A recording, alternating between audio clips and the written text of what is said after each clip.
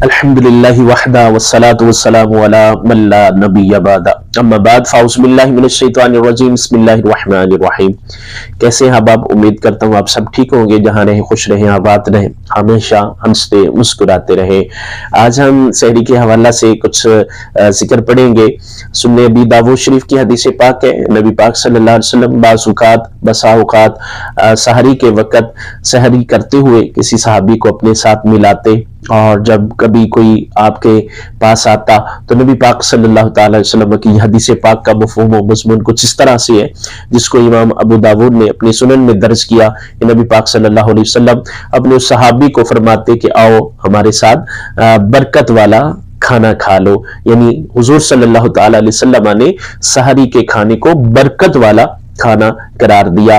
तो आमतौर पर हम खाना तो खाते ही हैं, लेकिन इस महीने की क्या बरकतें हैं कि सहरी के वक़्त जो खाना खाया जाता है नबी पाक सल्लल्लाहु अलैहि वसल्लम ने उसको बरकत वाला खाना करार दिया। तो ये बहुत बड़ी सआदत मंदी है। और नबी पाक सल्लल्लाहु अलैहि वसल्लम इससे ये भी मालूम हुआ कि अपने सहाबा को अपने साथ मिलाकर सहरी करते थे और उनको दावत भी दिया करते थे। इसी तरह से एक और हदीस पाक है जिसमें सहरी के खाने को मुबारक नाश्ता कहा गया है।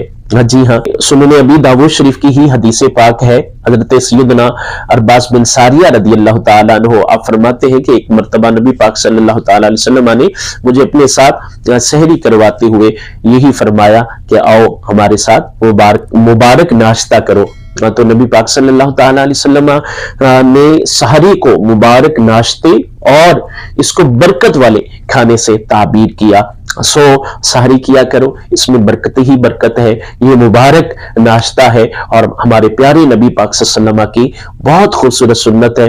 अफसोस कई लोग ऐसे होते हैं जो जिस्मानी लिहाज से बड़े ताकतवर होते हैं, तो वो बड़े फखरी अंदाज से कहते हैं कि हम तो बगैर सहरी के ही रोजा रख लेते हैं, हमें कोई फिक्र नहीं होती और हमें कोई टेंशन नहीं है। यकीनन आप रख सकते होंगे, लेकिन याद रहे नबी पाक सल्लल्लाहु अलैहि वसल्लम सबसे ज्यादा ताकतवर, सबसे ज्यादा नबी पाक सल्लल्लाहु अलैहि वसल्लम को अल्लाह ने जिस्मानी रूहानी हर लिहाज से नबी पाक सल्लल्लाहु अलैहि वसल्लम की ताकतों का क्या कहना।